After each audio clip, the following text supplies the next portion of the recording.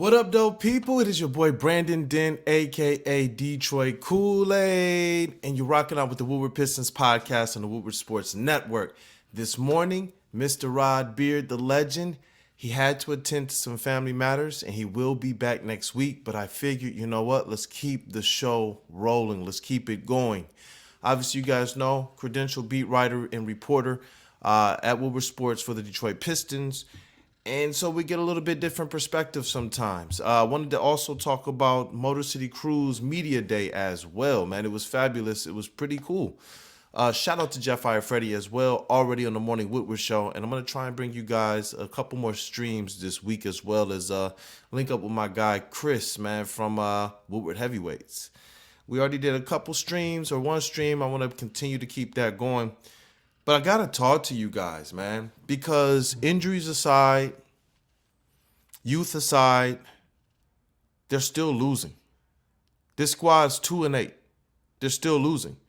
And this isn't anything that anybody wanted to plan for or come into the season for. Like, I don't believe that Troy Weaver jumping into the season, and I'm going to take the place of Rod's thoughts right now.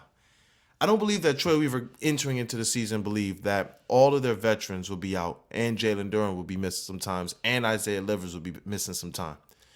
But how much longer, and this might sound a little bit different coming from me, how much longer, though, are we supposed to wait for this thing to get figured out?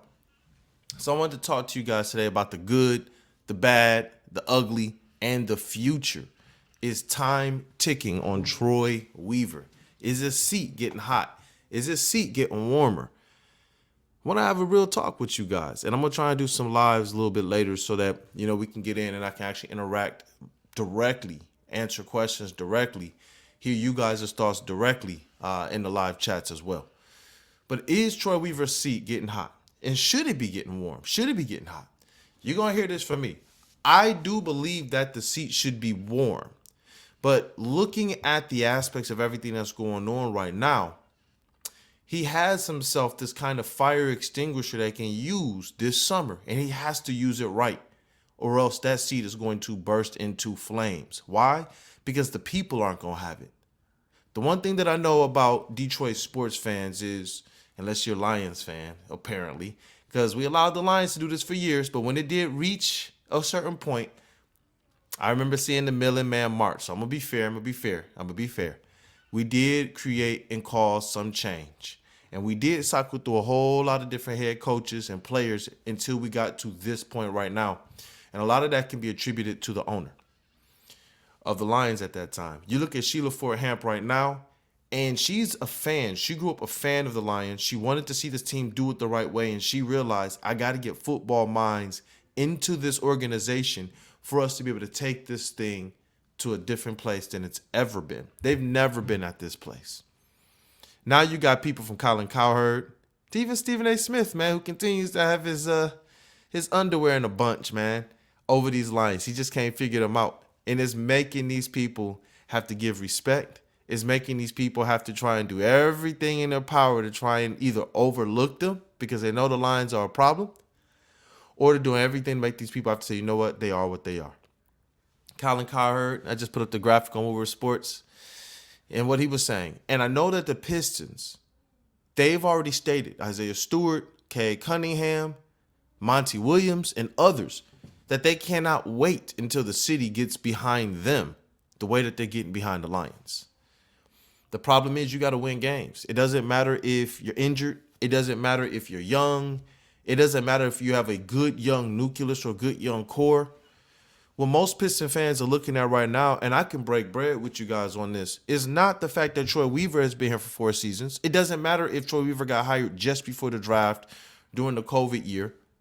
It doesn't matter if he got an opportunity to really, truly assess from the Pistons standpoint and their board where to draft players from. None of that matters.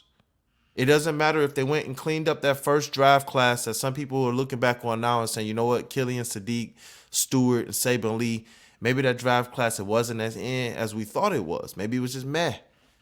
It doesn't matter if he goes out and he gets Cade. It doesn't matter if he goes out the next year and gets Jalen Duren, Jaden Ivey. It doesn't matter if he goes out and gets Asar Thompson and Marcus Sasser.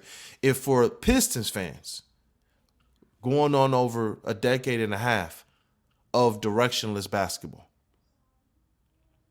There's a lot of fans out there, whether we want to call them casuals, whether we want to call them diehards, whether we want to call them intelligent ball knowers or anything of that nature. The reality is this. Underneath Tom Gores' tenure right now, this squad has tried to win now.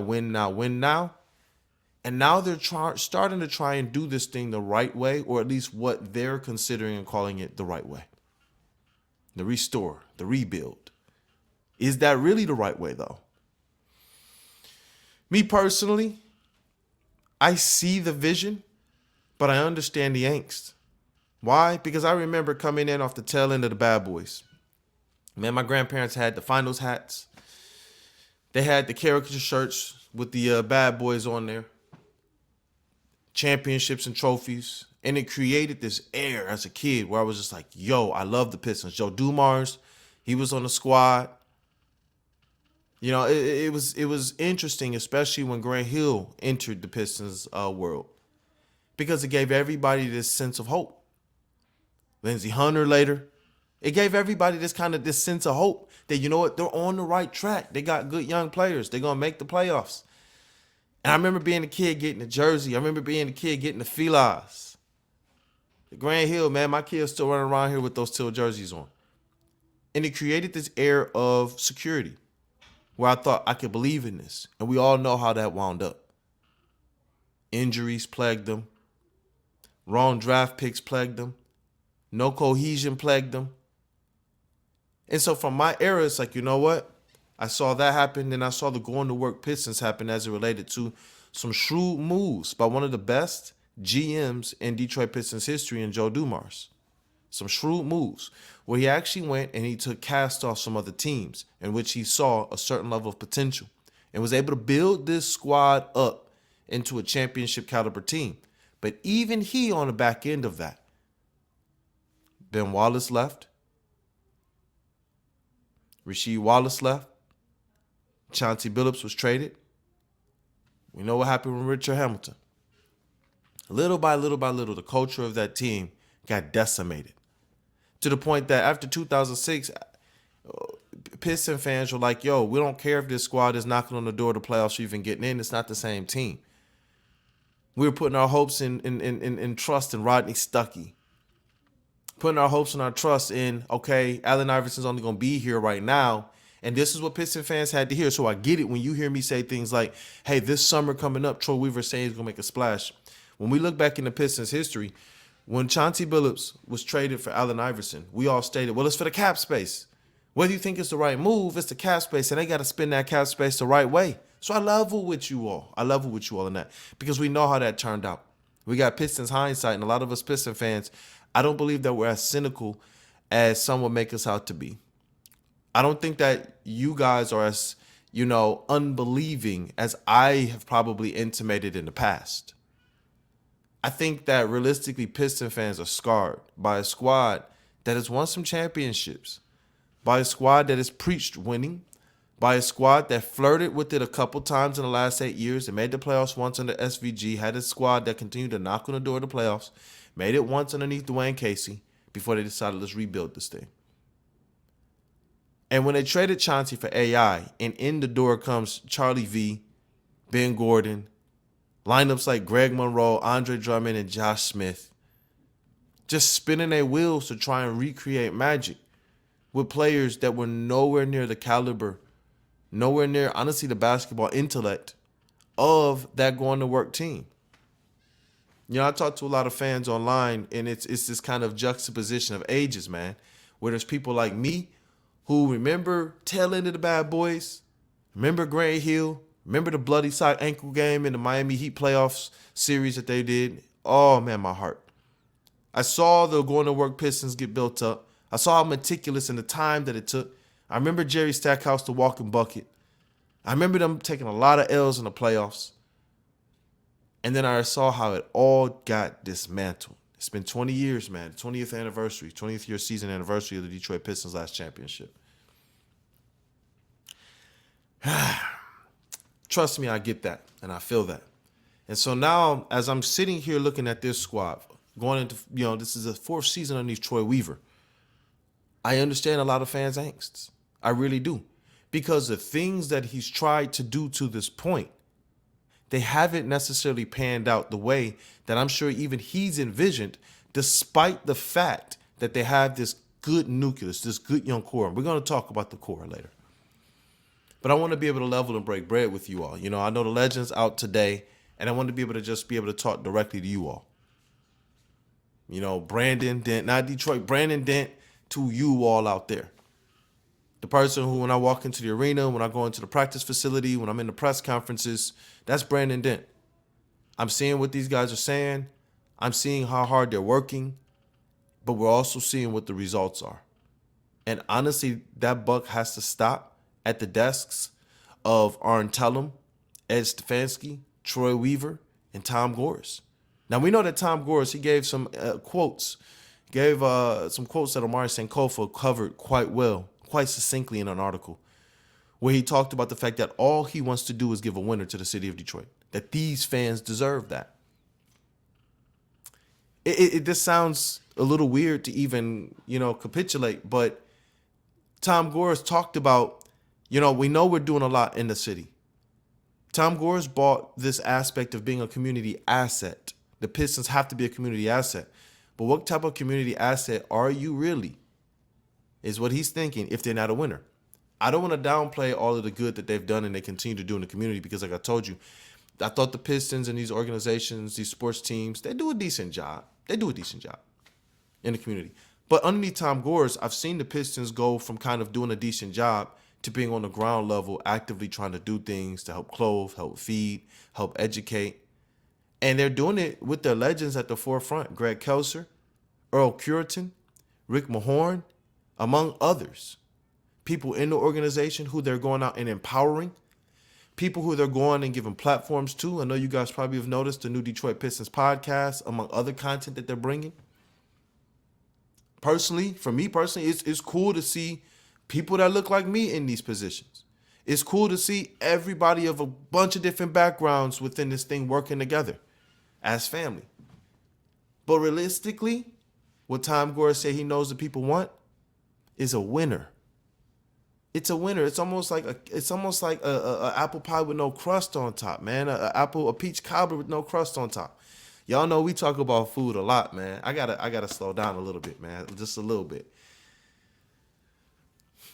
But you can't give somebody something half-cooked, undercooked, or fully cooked, but it's not the right thing. Don't give me mac and cheese, but there is no cheese in there, or you didn't put no butter in there. That's just noodles. We don't want that. And I think Tom Gores is starting to get a little bit antsy. You could tell in the press conference with Monty Williams. You could tell when he gave these quotes at the press conference that Omari Sankofa, the Free Press, covered, that he's ready to get this thing back to winning. He's not sitting around trying to wait any longer. And he says this year is one, and he said these things when the Pistons were early in the season and things were very hopeful. Even though they had some injuries, they had enough, they had Alec Burks in there for their lineup to work. Jaden Ivey wasn't sick. Jalen Duren wasn't injured. And they looked like a formidable team, a team that was headed in the right direction. And then all the injuries hit to veterans that we thought we were going to rely on. Somebody has to take that blame. Do I believe that blame is something that ultimately is going to stop their progress? No. But do I believe it's going to slow it? And is it going to affect things? Yeah, it is. It is. We talked about this squad being able to truly develop, and the fact that last year was a scratch because they couldn't develop and they could not assess. Troy Weaver said he wanted to see this team to be able to properly assess them so he can go into next offseason with this insane amount of cap space that we covered in last week's episode. With, another draft pick, which is top 18 protected. They're going to keep that draft pick. With young players that you now understand who's going to be here for the long haul, who's not. I don't think realistically anybody past Cade Cunningham and Asar Thompson and Jalen Duren are safe assets. I think that those, if you want to talk about golden calves, golden cows, as Joe Dumars once termed Rodney Stuckey, I don't think that anybody past those three are super protected. Monty Williams likes things a certain way. He wants a mix of vets and young players. He doesn't even like to run what we see right now. I had the box score, man. I wish I kept it with me, man. Let me see if I got it here. Of one of these previous games, man. And looking at the box score, it was just like, yo, this, I don't know. Look at these names, guys. Look at these names on here. It's all young players. All young players, man. I'll read them off to you. And 3 of these guys on the active roster are G Leaguers. By the way, the new news, Joe Harris is out 10 to 14 days. He got popped on the screen, bro. Absolutely popped. Got wiped out. And I was wondering, why ain't he just getting up, bro? Get up. And he tried to, and he just was sitting there with his arm. And I knew right then, well, there go another vet. Right when he was kind of, had a couple games where he was hitting some threes, where he was being a threat, where the defense had to at least respect him, despite what the regular early season numbers were. He started that game 3 of 3, and after that, his shot was done. It was done. Against the Golden State Warriors, man, their lineup was Asar Thompson, Isaiah Stewart, Marvin Bagley, Cade Cunningham, Killian Hayes, Marcus Sasser, Jarrett Roden, G League, James Wiseman, Stanley Amude, G League, and Malcolm Cazalone, who didn't play, Jalen Duren, who didn't play, Joe Harris, who didn't play, Jaden Ivey, who didn't play. All out with injury or sickness or just in Malcolm's case, just the DNP. I want to be able to, talk about and honestly add some validity and some sanctity to what people are saying as it relates to why isn't Troy Weaver going out there and using the extra spot that they got on the roster to bring people in to help this team. Now, I know that as we get closer to Thanksgiving and closer to December, we're supposed to be getting people back like Monte Morris, who said he's almost back. We're supposed to be getting back people like Isaiah Livers, who says he's almost back. These were all 3 to 4 weeks when the season started. We're approaching that time in a couple weeks. I think that by December, we'll definitely see Bojan, Monty, and Isaiah Livers back, unless there's a setback. And at this point in time, I don't even know if I'd be surprised with it. I don't. And you have to question. It's fair. It is fair to question and to wonder, does he have this thing under control? Does he have a handle on what's going on right now? Is there a power struggle in the front office, as some people think? I don't believe that there's much of a power struggle. I believe that as a GM, Troy Weaver has he's supposed to make sure that what's being managed is what this team can have this year, next year, and the years after. When you look at the cap sheets and things of that nature, you see how these salaries are placed on there. And every single move you make, you have to take into account those things. One of the key things that Tom Gores said in that article in the press conference was that they finally have a clean cap sheet. And people are like, but they got cap space. They've had cap space the last couple summers. But now they actually have a clean cap sheet where they're not paying other people who are no longer on this squad. We remember how happy we were when Josh Smith came off the books. You're not paying Dedmon next year. You're not paying Blake Griffin. You're not paying any of these other people in the past that Troy Weaver stretched and waived. So now they have the opportunity to go out there and not just, you got to understand, not just go out there and acquire or sign the players that they want, but they have the ability also to start that process all over again to move their team forward. But the right here and the right now, if we're going to put this season in a vacuum, you got to say that this season has started off as a failure. That's what you have to say. That's what you got to say. What are the Pistons looking at right now? Record-wise, 2-6 here. They had opportunities to win a couple of these games, even the injured ones. The Portland game should have been a win. The Pelicans game, I felt like they should have, man. Against the Warriors. They sat, let me see here. Steph Curry played 32 minutes, but there were large stretches of the games when the Pistons were coming back when he just wasn't in the game. And as soon as he came into the game, that 34 points, ... man. The Phoenix Suns, I thought they had an opportunity to realistically, with Devin Booker out, I thought they were going to go in there and get popped. But, you got a team that continued to try and claw back, and they just couldn't. And Monty Williams questioned their toughness. He questioned their toughness. I got an opportunity to ask him in the last press conference, hey, Monty, Did you see anything different between the games prior and at least this Warriors game? He did say I saw steps in the right direction of their toughness, but he said that they're still missing some assignments. They're still not boxing out as much as they should. They're still not playing like they're a team that if they do not fix or change something, they're going to start looking a lot like last year's squad. But this is a squad that has Cade Cunningham and Asar Thompson and Marcus Sasser on it. This is a team that has Isaiah Stewart healthy. We thought that these additions back into last year's lineup would have changed things for them. And so far right now, their record is eerily similar to the start of last year. I don't want to get it too overblown because I do believe, as Monty Williams has said, when we get our vets back, this is going to be a different situation. I do believe that. I do. You know, I want to give some credit where it's due because you got guys like Cade Cunningham who's going to have a heavy usage on him now, especially with Jaden Ivey out. Jaden Ivey's supposed to be that guy who comes off the bench and is just shooting out like a rocket. That just hasn't happened. And now that he's missing games, it's even worse. I don't know if, he's allowing this situation to get him down. I don't know how much that's affecting his game. I don't know if he's trying to get used to a new role. But I'm hoping when Jaden Ivey comes back, from the sickness, that he's at least feeling refreshed. I know the report is already out that he's supposed to miss tomorrow night, as well as Jalen Duren against the Bucks. I don't know if this is just, hey, the odds are against us already. Let these guys get a couple more days of rest so that we can hit the ground running. Because I do believe if this team plays tough, that they give themselves an opportunity against the Suns coming up. I do believe that the games after that, they give themselves opportunities to be in those games. Y'all know, y'all have heard me continue to sit here and say that Cade Cunningham is a star, and he is. He is. But we want to start to see his effects. The turnovers start to go down.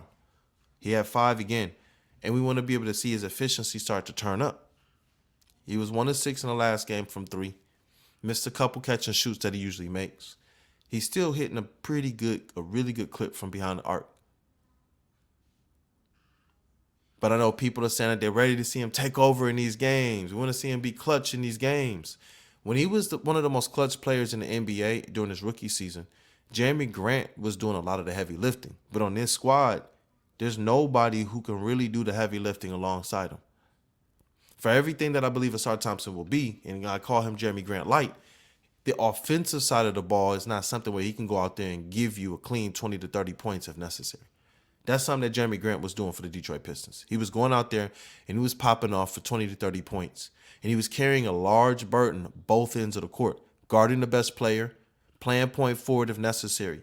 A lot of the things that they identified that they want to put Cade Cunningham back into that role.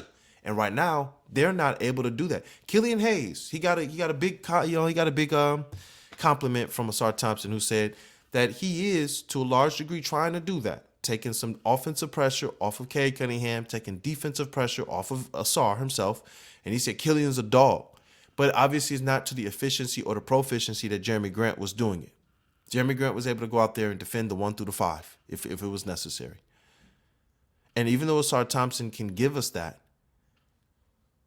it's these guys, or at least on the offensive side of the ball, aren't able to aptly and consistently keep that pressure off of Cade Cunningham. Now, all of a sudden, that usage rate in which the 0.5-second offense was supposed to help bring his usage down, well, he's top 4, top 5 in the NBA in usage right now in Cade Cunningham. I wanted to be able to get on here and talk to you guys about the good, the bad, and the ugly, starting with the bad and the ugly. To be real with y'all, I'm not trying to cheerlead or champion or campaign for the organization. It's just my opinion, though, that I do believe in the direction of the rebuild. I do believe in this Detroit Pistons young core. And I do believe that Troy Weaver is going to go out this summer and make a splash. If he doesn't, hear me well. Criticisms will have to be respectfully applied. I'm not going to go out there in some vitriolic way. I'm not going to go out there. I'm not no Stephen A. Smith. I'm not going out there and screaming and shouting and fire him and off with his head. And what we see going on in social media, what we see going on in these chats. No, there's a respect there that's going to be given. But there's also going to be a criticism that's going to be given. Up to this point, I have trusted in Troy Weaver. because I like this young core. I've never seen any Pistons GM, we have to go back to Trader Jack, who's assembled this aspect of young talent that now he can go out there and put a good veteran core around. I think that's what he was trying to do this year, and that's why they talk so verbose about, yeah, we're not learning. Like last year, they came into the season and said, yeah, we're learning to compete. We want to learn to compete every night. This year, they said, nah, I think we're going to compete every single night. They were confident in this team. I don't believe that's just to sell tickets because this is Detroit. It's 41 home games. We're going to see you by game 10 and be like, this team ain't it. And we're not buying tickets. That's just what's going to happen. Man, went to that Warriors game. It was a Warriors home game. And I wonder what this is going to do to the young players, but they continued to play tough. I think they took it on themselves to say, you know what? We're going to have to go out here and we're going to have to make these fans believe. And yeah, we pat them on the back because it looks good in nature that they hung with them. But at the end of the day, Pistons fans' language right now is wins. Not hope, not young core, not what Cade Cunningham could be, not the records that Asar Thompson is breaking. Those are nice. Those are fine. Those are cool for viral stuff on social media. But the people who've been sitting around from my generation waiting for this organization to get back to what we've seen, and for people who are sitting around from Jeff's generation, Mr. Iron Freddy, shout out to you, my brother, waiting to just see a winner. Like I told you, this is going on the 20th anniversary of the 04 Pistons. Jeff was a baby. So I get it, man. I'm starting to level with a lot of different people as it relates to their angst. This close, that much hope. But it still feels like, to a degree, it could be that much further away. Is this ship going to sail? Because if they got to start over again, they're going to have to bring in a whole new GM who's going to switch up things. Obviously, Monty Williams is here for the long haul. That 10-year contract, richest contract in the league, and they're doing a lot to definitely satiate and to, care for his family as well, which I think is very commendable. Tom Gores has brought the basketball minds in, and he's telling them, you guys get this thing done.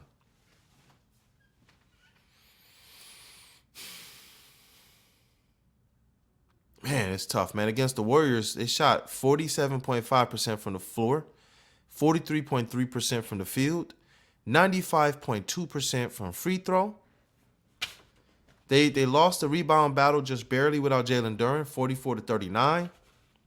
They had 23 to 26 assists.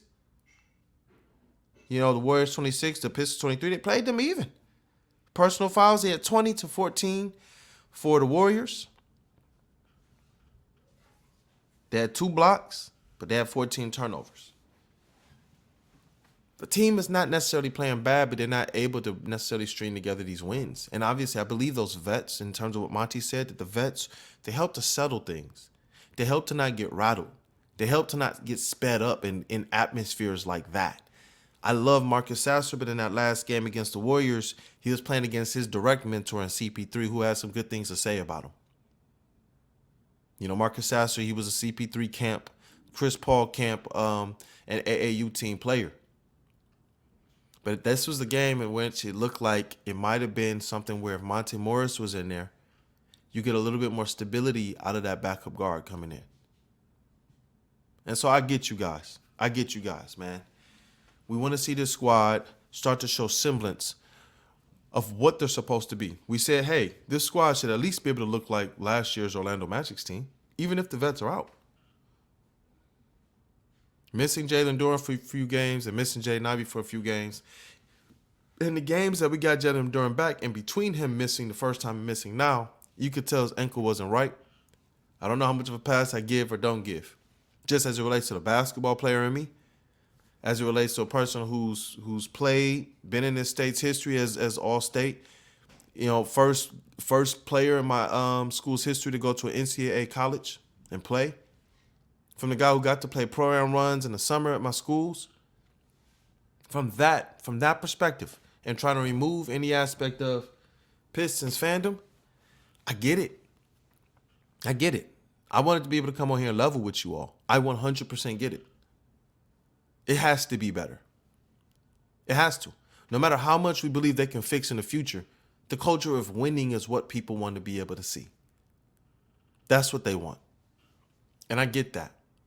My hope is that as the Pistons get back these veteran players, as they get healthy, that this leaves a sour taste in their mouth. This right here.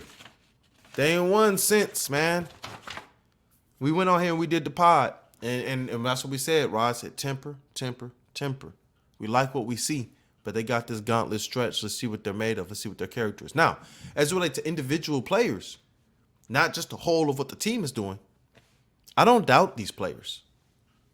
I didn't see anybody on this roster from Killian Hayes to Marvin Bagley to Sar Thompson, any of these guys, Isaiah Stewart, Cade, any of these guys who's playing heavy in regular minutes.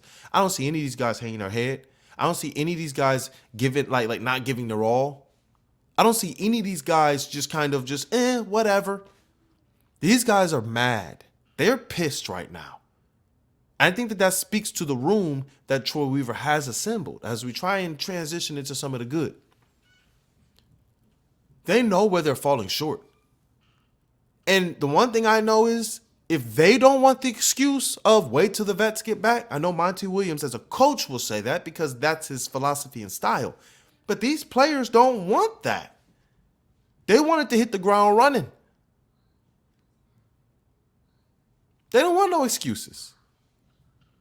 They don't want to sit around and be like, oh, we need Bojan Bogdanovic. We need Alec Burks.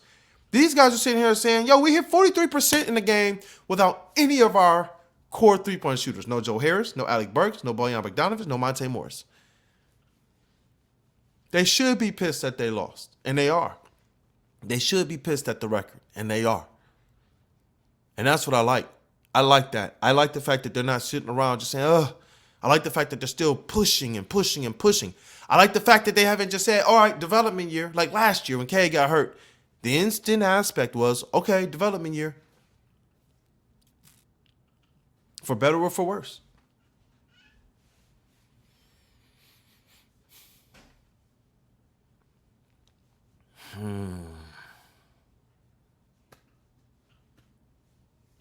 But these guys are still pushing, man.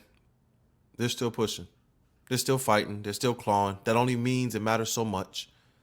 But as it relates to the makeup of this squad, I said this before. Troy Weaver can't continue to put out teams that are going to be consistently injured, and that that reason will then turn into an excuse. They have to field a team, and I'm going to temper even that. I'm tempering that take too, just because they could get healthy, and when they get healthy, I do believe that this team is a completely different team. The guys that are out right now they would shove last year's team in a suitcase and punt them to the moon. They would absolutely house them. Monte Morris, Alec Burks, Bojan Bogdanovic, Isaiah Livers. They would absolutely work last year's squad. Now they got Jalen Duren and Jaden Ivey on their squad too. They would absolutely work them. That's something that I want to be able to see play through. Monte Morris isn't a guy that we expected to come here and be injured. Bojan Bogdanovic, I didn't believe this guy. I thought he would play 60 games max this season. I thought keep him fresh, keep him seasoned throughout as it goes. But the whole aspect of Alec Burks, the whole aspect of Monte Morris, those are two big losses that I didn't count on. Isaiah Livers and Bojan, it is what it is. I want to see better. I want to see those guys get out there because I know they can contribute.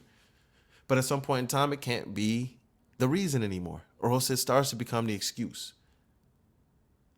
At this point in time, for Troy Weaver, I am hoping that his assessment is not being affected by what's going on right now. We know that next year, there's only 8 guys underneath guaranteed contracts. I believe that this roster is going to overhaul by at least 4 to 6 players, minimum. We see it every single year out of Troy Weaver, every single year. But now you're going to have more of your core that is intact rather than it changing. Like last year, you traded Sadiq Bey. Part of that core changed. Killian Hayes didn't get a contract extension. Part of what these guys are is going to change. Next year under contract, Bojan Bogdanovic, Marvin Bagley. Everybody else is on rookie deals. Cade Cunningham, Asar Thompson, Jalen Duren, Jaden Ivey, and Isaiah Stewart. He has his contract too. He's off his rookie deal. So you got 3 people who are on actual contracts beyond their rookie deals, and you have 5 other players in Cade, Jaden, Jalen, Asar, and Marcus Sasser, who are all on rookie deals. What has to happen next season is I don't think that this aspect of just kind of going out there and getting more vets to put around them, not these old vets. Maybe have a couple of those guys that you can stick at the end of your bench, like the Corey Josephs and the Rodney Magruders and those people. Yeah, but I don't think that you can run this thing back and depend on a guy like Bojan Bogdanovic when he's shown the last 2 seasons that injuries are going to be a problem. And so I'm hoping that part of the good that's going to take place is that this assessment is Troy going out and saying, you know what? I have to go out there and make sure that if I cash out on a young player looking for their second or their third contract, that is not a player like Cam Johnson who's already missed time this early in the season. Part of me feels like that weighed into his decision. I'm going to play the audio in here one day for you guys where after Asar Thompson's drafting, Troy Weaver, we got into the media scrum and he spoke about it. And you guys have heard me talk about it. He said he wants to see what Monty Williams can do with this squad. To me, that means, and he didn't want to block the development or progress of Asar Thompson and the young guys. Monty Williams will play a vet if you put a vet on this squad. Monty Williams is trying to win. So if you bring in Cam Johnson and some other players, before you absolutely know what Asar Thompson is, he might have lost some time. We already see what Monty Williams is doing with Jaden Ivey and trying to develop him on the fly by removing him from a lot of usage and responsibility, allowing him to learn more, allowing him not to play through mistakes, and to be able to, when he makes a mistake, we've talked about this, let's sit on the bench. That's what's happening to him. That's what Monty said. So it's like, you go out there and you get them a group of guys that can run. They can run. They can probably knock on the door at an AC, but what is a longevity? Because longevity is not just how those players fit, but how those contracts fit on the book as well. And what I don't want the Pistons to do is to lose their window to be able to take advantage of these good young players who can play right now on rookie deals.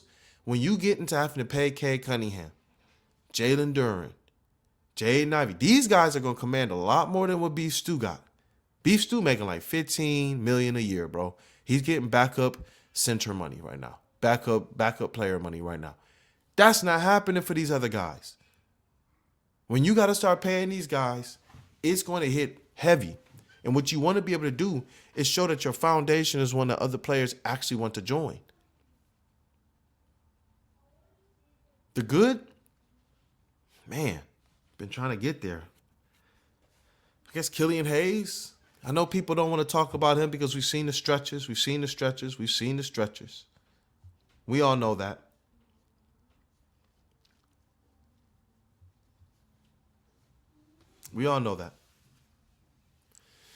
So we want to see the consistency. We don't want to see the stretches. Good on you, Killian, for going out there, taking a string of games where you're up over 40% in the last 5. Going out there and getting up to that 10-6, playing good defense, under 1 turnover a game. One of the better plus minuses on the squad. Cade Cunningham, got to get the turnovers together. Got to get the efficiency together. But we all understand that every clip that you can find of this man, and Monty talked about it, they have to find a way to avoid the crowd. He's always going to attract the crowd. Until they get their shooters in place and until they get their bigs back and until that pick and roll is crispy, he's going to attract the crowd. Why? Because he's that deal. Chris Paul stated it too. He is good. He's a good young player. That's what, you know what? Let me pull up his quotes actually. Chris Paul on Cade Cunningham. Cade can hoop. I've known Cade for a long time. There's a lot of the Pistons players that I know really well. It's always odd to know these guys the way that I do and then get out there and compete against them. Cade is an unbelievable player and is going to continue to be great, especially playing under Monty's tutelage. And I want to be able to read it from him because when you guys just hear me talk about, he's a star, I understand that. Y'all don't really want to hear me say that while we keep losing and while he's still looking like a young player who just played like 86 or 87 in his career. But he's a good player. The things that we're seeing out of Isaiah Stewart this year. Isaiah Stewart is going out there and he is hooping this year. He's proven that he can be that stretch forward. Me, I continue to say it. I think that he's the heart and soul of this squad. I really believe that he's this guy that you bring off the bench because you got somebody who was a splash of a signing in front of him. That even bodes better for this team. That's what I kind of want to see. On the year, he's averaging 13 points, 8 rebounds, 1.6 assists, and 50% from the field, people. He's balling right now. Isaiah Stewart is hooping right now. Absolutely hooping. When I go in here and I look at the three-point percentage, that man is averaging 46.4% from three-point range. That's pretty crazy, y'all. That's pretty crazy. Let me see here. He's 13 of 28 on the season from threes. So that means through 8 games or whatever, he's taking 2 or 3 a game. That's some good. That's some good. And so, Asar Thompson, he continues to be the stat sheet stuffer, man, doing things that only Michael Jeffrey Jordan has done. And we heard this of Cade Cunningham during his rookie season as well. I'm going to go there and pull up Asar Thompson's stats as well, because he's been somebody that has absolutely come into this thing and blown me away with what he's been able to do. I don't understand how Asar Thompson, as the type of player he is able to get the rebounds, the blocks, and the steals. They say he's 6'6". When I see him standing next to people, I think that he is 6'7", a firm, solid 6'7". Asar Thompson on the year, 12 points per game, 9 rebounds, 3.8 assists. He's shooting 40% from the field. He's only shooting 17.4% from 3, which is something we want to see improved. But he's not going out there and chucking up too many threes per game either. I want to see him get this a little bit better, though. He's 4 of 23 on the season from three-point range. From the field, 37 to 92. So obviously, if we factor in the three-point shooting in the two-point range, he's a pretty efficient player. And I want to see him be able to get there because he's shooting 81%, 82% from the free throw line. Something that people question and they wondered. Let me see here, man. Asar Thompson, blocks per game, 1.9 blocks, 1.5 steals. He's at 3.4 stocks per game, and that's something I thought he would get to about 3.5 to 4 stocks per game and lead this team in that measure. These are some of the good things that we like to see, the development. Marcus Sasser, he's gone out there and shown that he is game time ready. He has elite handle and elite ability to create space for himself, and he's a pretty good three-point shooter as well. As the responsibility grows for him, we've seen it kind of affect his game just a little bit in a negative way, like in his Warriors game. But I can't really put too much of that on him, man. You're playing against Clay, you're playing against Steph, you're playing against CP3. You're talking about all 3 guys who are probably on their way headed to the Hall of Fame as soon as their jerseys are done, as soon as they're done playing. So it's like, all right, I wanted to be able to get on here and level with you guys. I do believe that Troy Weaver's going to go out this summer and make that splash. In terms of if he's going to go out there and make the right play, I see here today a little bit more, not necessarily questioning it, but just waiting to see it. More in a critical role. More in as he's assessing, I'm assessing. Up to this point, you got to give a person a track record. And as it relates to drafting, talent evaluation, going in and getting multiple first-round picks in 3 of your 4 drafts, and largely those after your first draft being the right picks, Cade, Jalen, Asar, Marcus Sasser, I am comfortable with that. But what he does from here is something that we haven't seen him do too well. It's only so much I can do to tell you guys or preach patience or things of this nature. Now it's time for them to really do it. I don't know what he's going to do by the trade deadline, but I don't believe that this is a season that you can just count as dead. You got to see the squad go out there, and you got to see them have life. You got to see them go out there and battle. You got to see them go out there and string wins together. Vets or no vets, they got talent. I've stated all along, why can't other people look at our young players the way that we've looked at other teams' young players? Well, because Luka elevated the play of his team. John Morant, we see it. He elevated the play of his team. It didn't matter the vets they had or didn't have. They got vets right now. They losing. These young players got to get it together, and they got to minimize the mistakes, minimize the turnovers, minimize us letting, on defense falling asleep on defense, not covering the three-point line effectively. That's why they lost the last game. They couldn't defend the three-point line. Why did they lose to Phoenix? Because they couldn't guard the perimeter. They shouldn't have lost that game. Let's just be for real.